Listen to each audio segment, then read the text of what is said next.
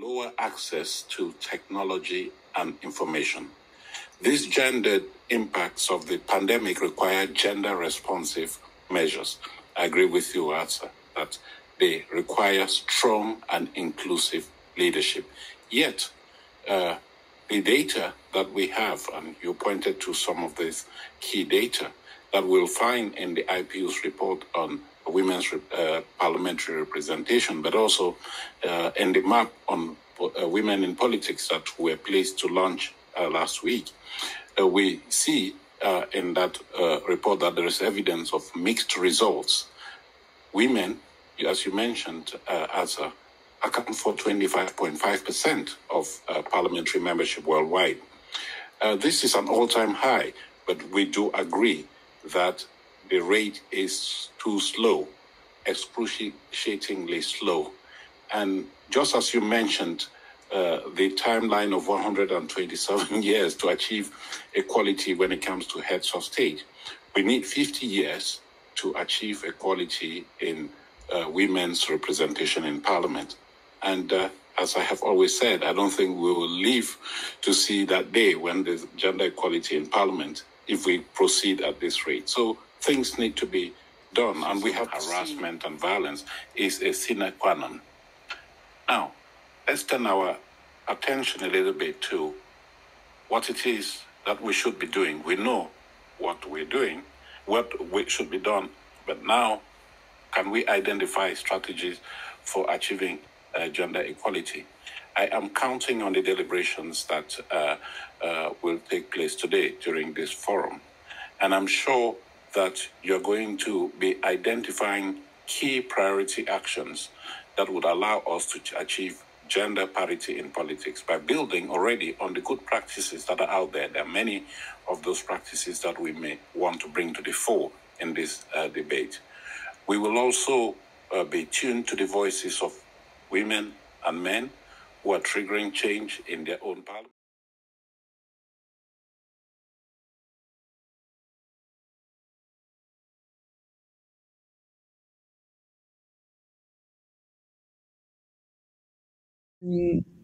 I have to say that the past year has been revealing of the female status throughout the world and of the equity process in our societies. Women had to substitute the society safety net while having to juggle through the digital divide, unemployment, and domestic violence. The outcome of the data of 2020 for a G7 country like Italy are merciless. 99% of those who lost their job during the pandemic is female. In southern Italy, 7 out of 10 women is jobless. In one of those regions, only 2.6% of children has access to a public kindergarten. We can also add that during the lockdown, the phone call received by the National SOS line against domestic violence has increased by 73%. The only way to empower women is to approve laws that consider specific female targets. We all have to address the job market, family management, the overall welfare system, and a new cultural approach to gender inequalities. The European plan to face the economic crisis, the Next Generation EU, has to consider the gender gap. As Europeans, we will have to fight to ensure rights to women. The path toward equality is not finished. We have to keep always in mind this. Thank you. Thank you. So you too are finding the importance of data in breaking it down. What is the access to childcare? How many jobs have been lost specifically to women, and what are the implications of that? So it's a helpful reminder of some of the things that other people on this call may want to ask their statistics bureaus to start collecting this information so they can evaluate the differing impact of COVID on women versus men and on families. So thank you very much. And certainly build also on some of the things that the others have spoken.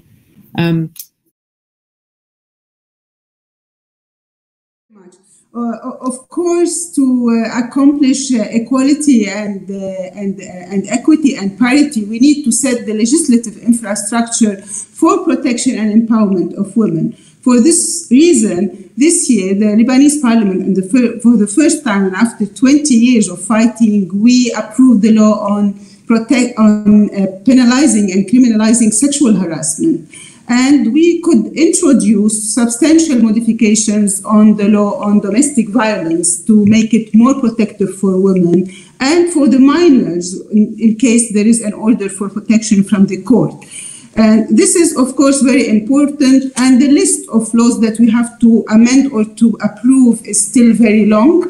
However, we need an enabling environment that was mentioned in the beginning of this session, which is we need the cultural, the social, the media, also enabling factors to break the stereotypes, to fight for all kinds of violence against women, which were also included on the amendments we introduced on the law.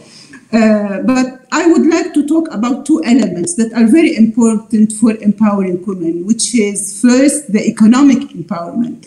I think empowering women economically and setting policies that are sensitive to this issue is very important, not only for the financial autonomy of women, but to make women also very to contribute to the balance of powers within the society, which is very important in the policies and in getting to the decision-making positions. The other element that I would like to stress is the importance, and I always tell the women that we have, as women, endorse and support every policy and every measures for anti-corruption and for transparency and integrity, because this is the only way for women to get their chance for equal opportunities in all sectors, because women have to be represented in all sectors for them to be powerful and contributing in an efficient way to the policy making across the whole sectors of society.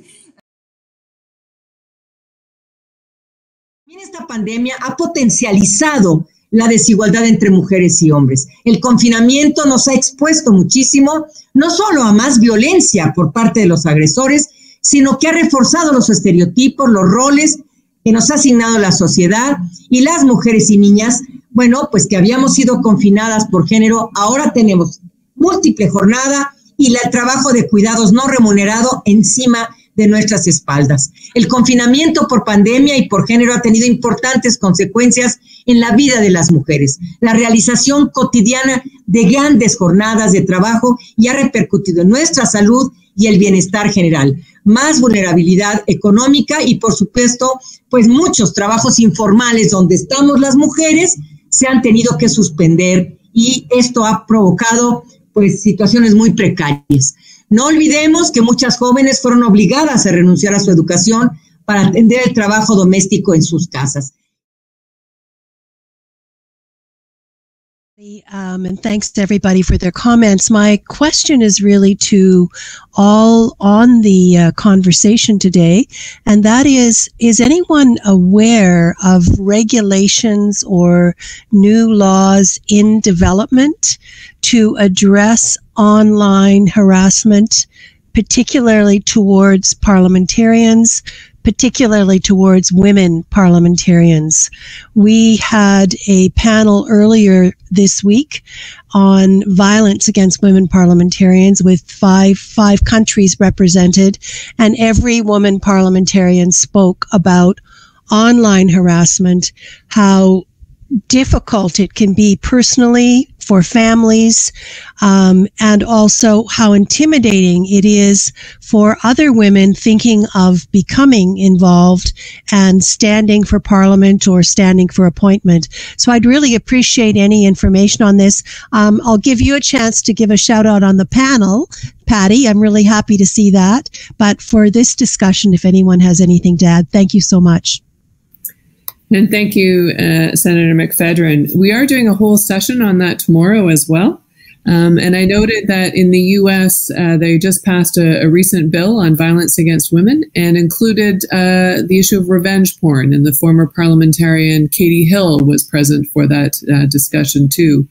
I don't know that it was specifically just for women parliamentarians, but certainly that additional aspect of hate directed at women.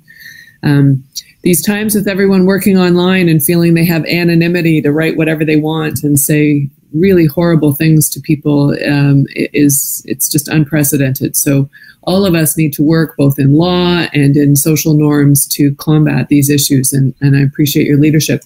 Graziella has pointed out the session for tomorrow, which I encourage people to do. And of course, the IPU has 2 publications on this specific issue of sexism, harassment, and violence against women, where they studied the problem, and another one with tools to help people combat that. And again, it's specifically geared toward women. I'm hoping I'm going to go to Nicaragua now. Senator, thank you.